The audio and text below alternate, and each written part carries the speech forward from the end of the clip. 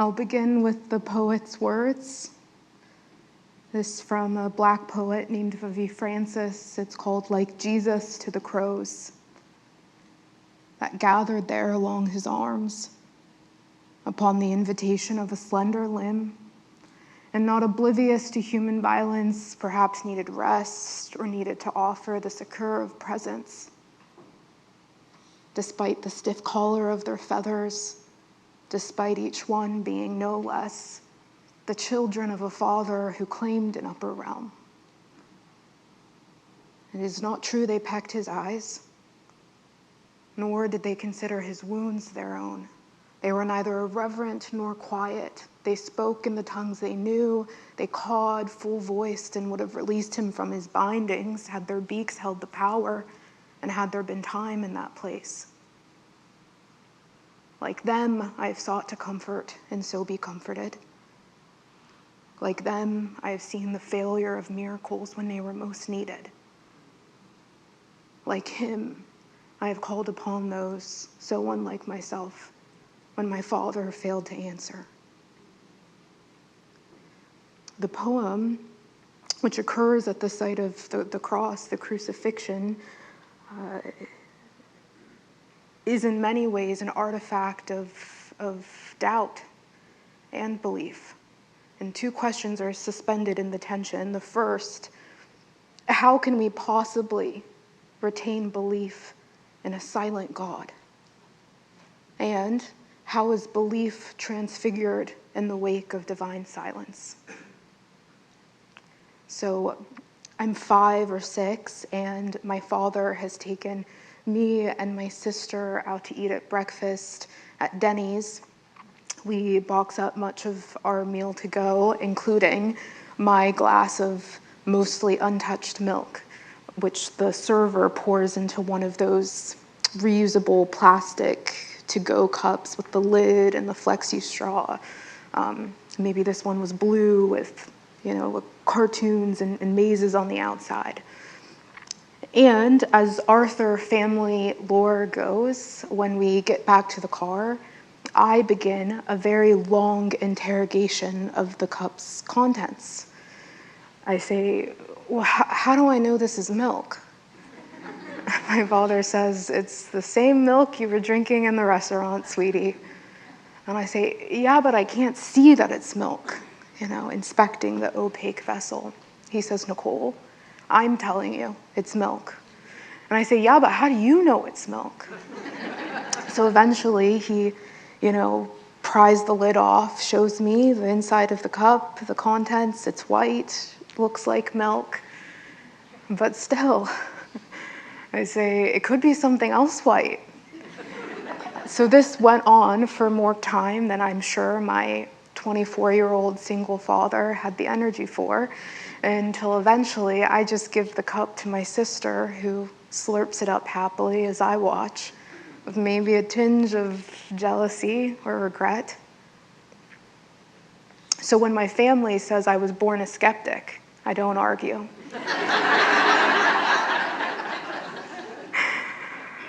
Now you might be wondering how it came to be that a 6-year-old could lack such trust in the world.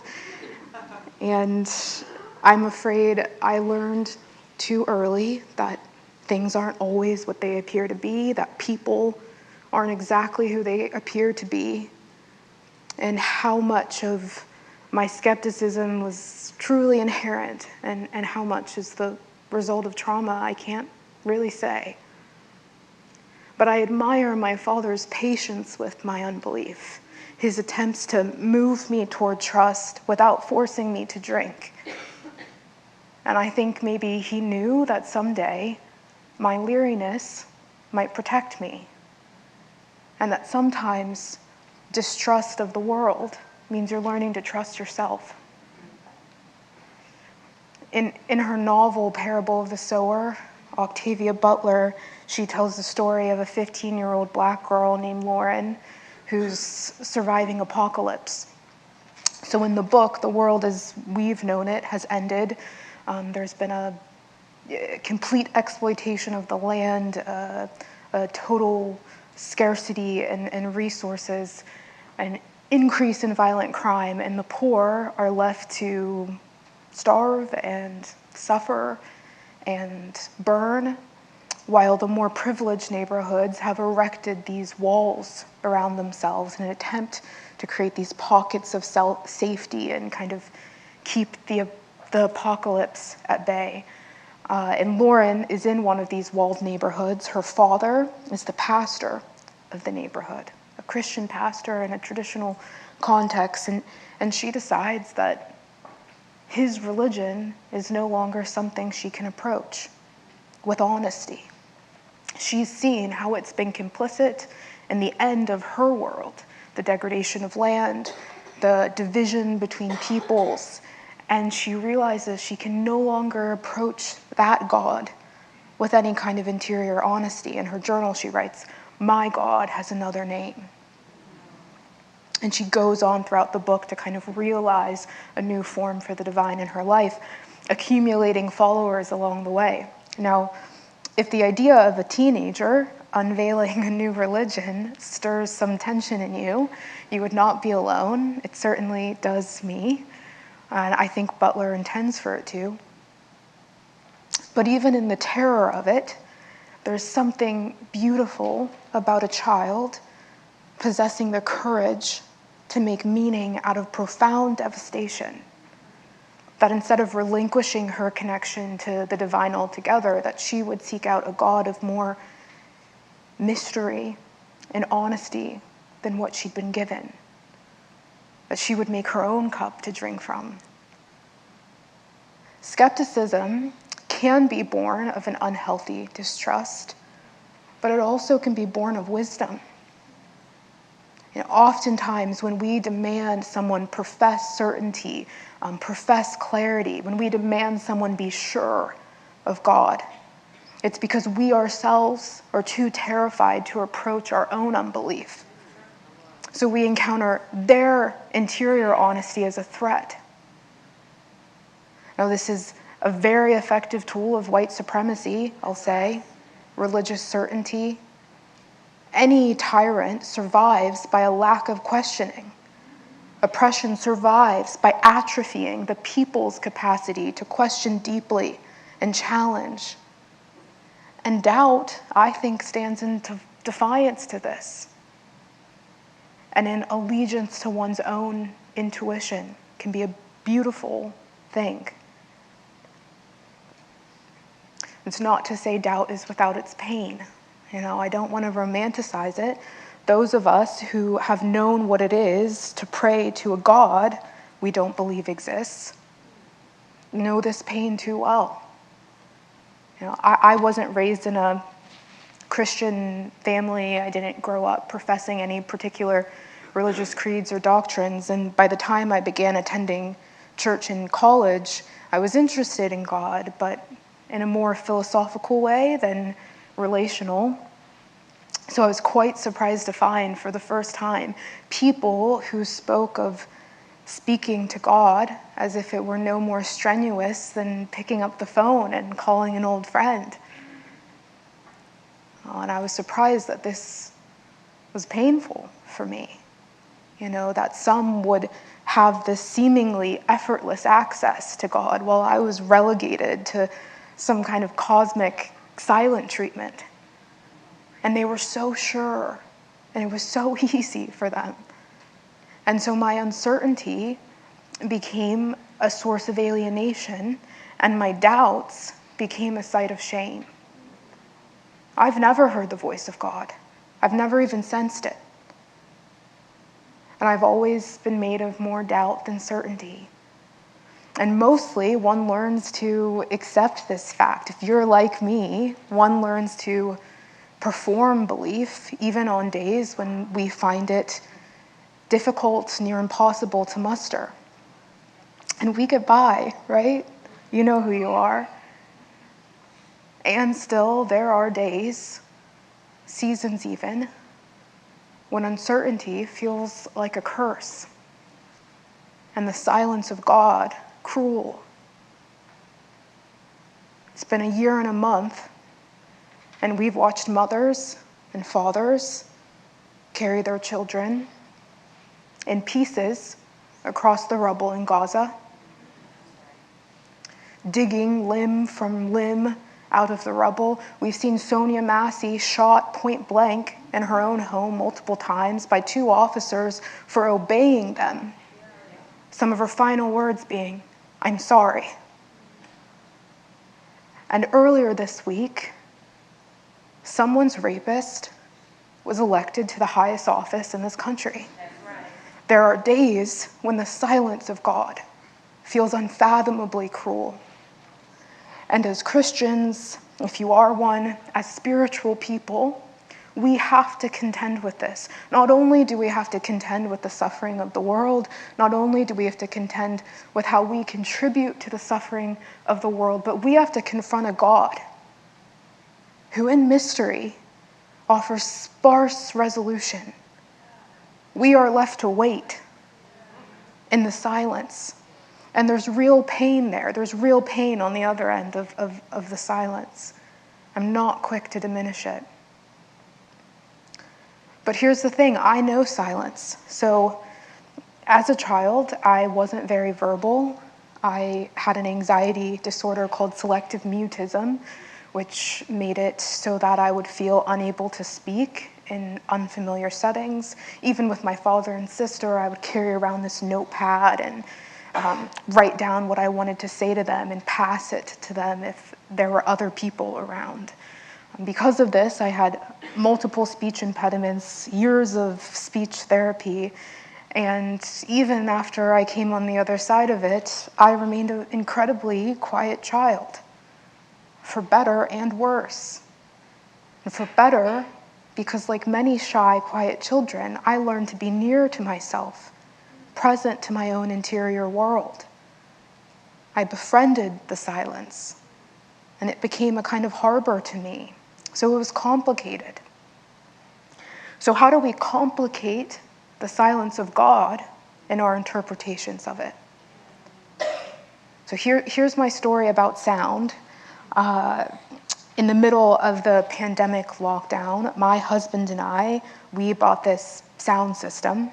We had been watching a lot more movies than usual, and I think we just wanted to feel something. So we get this sound system, only it makes it such that the volume of the dialogue and the volume of the background noises and soundtrack is disproportionate. So the volume might come through at one level, and then all of a sudden, a crash or a bang, and I'm sensitive to sound, so I'm flinching, my shoulders are up to my ears, and my heart starts to race, and I'm left feeling this inexplicable anger.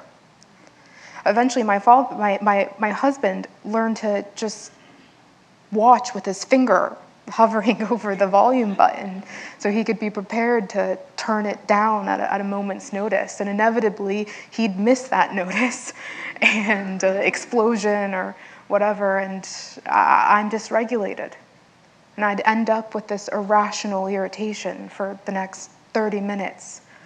And when I told my therapist about our new sound system and how I secretly poured a glass of gin over it so I could stop yelling at my husband, she told me noise sensitivity is a trauma response. And it was then that it occurred to me that silence might actually be a harbor. It took years for me to understand that silence, which I had long interpreted as abandonment, might actually be a mercy in a world whose noise will not relent. The world is loud. You know, we have more access than ever before to every kind of knowledge, opinion, endless stimulation. And in the midst of crisis, in these times, silence is a subversive act. It requires courage, patience, and you'd be surprised to find just whose voice comes into focus when a room has the courage to quiet, you know. And so we can rightfully interrogate the silence of God, but I think we have to do so while retaining imagination for a silence that isn't born of dislocation, but is actually a different kind of presence. Presence to self, to one's inner voice, presence to the historically unheard, and presence to a different kind of God. A restful God. Christian Wiman, he has this stanza, a line from it is found in the title of the book it comes from, My Bright Abyss. He says, "My God, my bright abyss, into which all my longing will not go. Once more I come to the edge of all I know, and believing nothing, believe in this."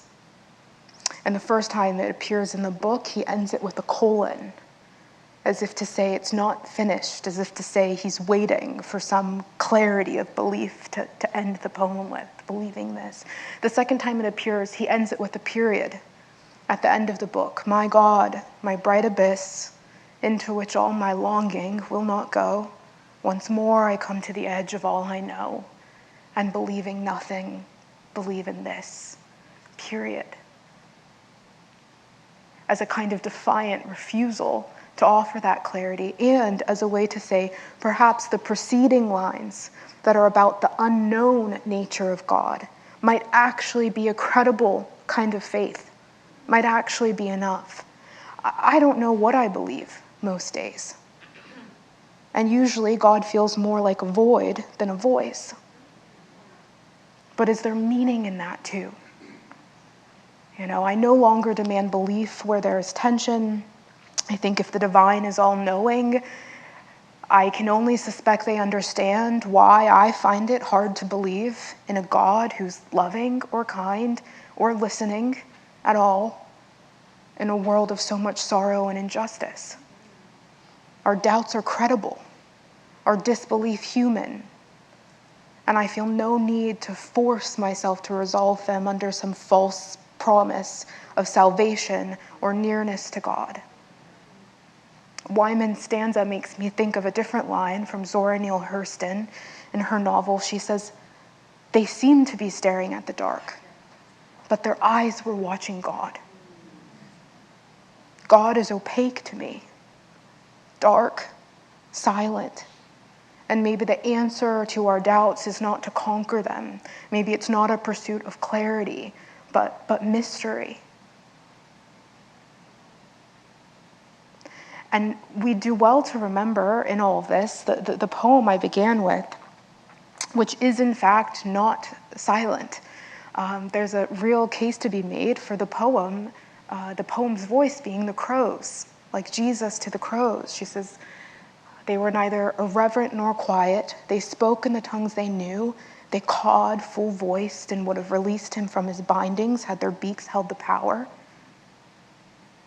The poet takes this moment that has throughout time been translated as an abandonment, as divine abandonment, and she recasts our imagination for presence, the divine presence in the crows. There have been times when I've been desperate to be comforted by God, and I've failed to recognize that the very comfort I seek might be found in the crows, in the grass, in the face of my neighbor. I've never heard the voice of God. I've never felt them calling out to me in the pits of despair. But I know my grandma's voice. I know that trees die and come back to life, and it's beautiful. I know my sister will answer when I call, and that she'll always take the first sip when I don't trust the milk. I know my name and my Father's voice speaking it. And maybe this is what belief will always look like for me. Maybe this is what divine presence will always look like for me. At rest with mystery. My God has another name. Thank you.